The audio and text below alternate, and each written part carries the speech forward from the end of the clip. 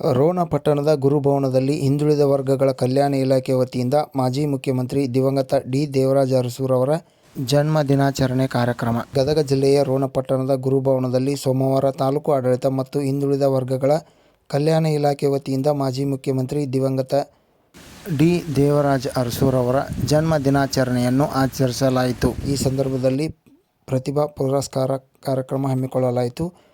ಕಾರ್ಯಕ್ರಮದಲ್ಲಿ ಪುರಸಭೆ ಉಪಾಧ್ಯಕ್ಷ ಮಿಥುನ್ ಪಾಟೀಲ್, ತಹಸೀಲ್ದಾರ್ ನಾಗರಾಜ್ ಕೆ, ಹಿಂದುಳಿದ ವರ್ಗಗಳ ಕಲ್ಯಾಣ ಇಲಾಖೆ ಅಧಿಕಾರಿ ಎಂ. ಹಣಸಿ ಸೇರಿದಂತೆ ಸಿಬ್ಬಂದಿಗಳು, ವಿದ್ಯಾರ್ಥಿನಿಯರು ಪಾಲ್ಗೊಂಡಿದ್ದರು.